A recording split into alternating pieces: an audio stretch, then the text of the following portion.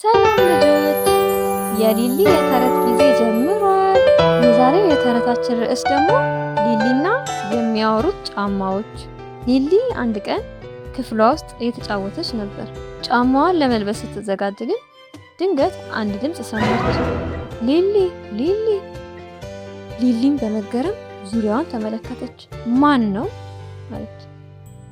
እኛ ነን አሉ ጫማዎቹ። ሊሊ በመገረምና በመደንገጥ ጫማዎቼ እየተናገሩ ነው አለች። አዎ አሉ ጫማዎቹ፣ እኛ ሁል ጊዜ እንረዳሻለን።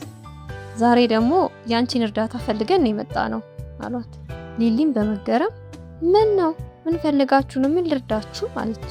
ጫማዎቹ ጓደኛችን አንድ እግር ጫማ ጠፍቷል፣ እባክሽ ፈልጊልን አሏት። ሊሊም ፈገግ በማለት እሺ እንፈልግ አለቻቸው። በመቀጠልም አልጋው ስር መፈለግ ጀመሩ። እዛም አልተገኘም።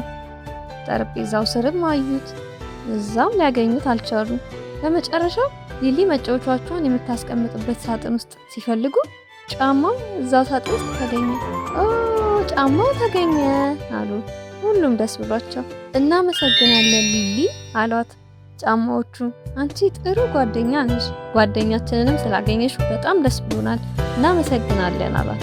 ሊሊም በደስታ ጫማዋን ለበሰች። እነሱም በደስታ እየዘለሉ መራመድ ጀመሩ። የዛሬው ተረታችን ደግሞ ይህንን ይመስላል። ወደዳችሁ ልጆች?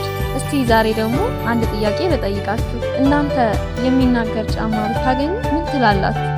ትደነግጣላችሁ ወይስ እንደ ሊሊ ተግባብታችሁ ጓደኛ ትሆናላችሁ? ቀጣይ ደግሞ ሊሊ ምን ያጋጥማችሁ? እሱም በሚቀጥለው ተረት እናያለን። እናንተም ደግሞ ሰብስክራይብ ማድረግ እንዳትረሱ እሺ። ሰብስክራይብ እያደረጋችሁ ጠብቁኝ።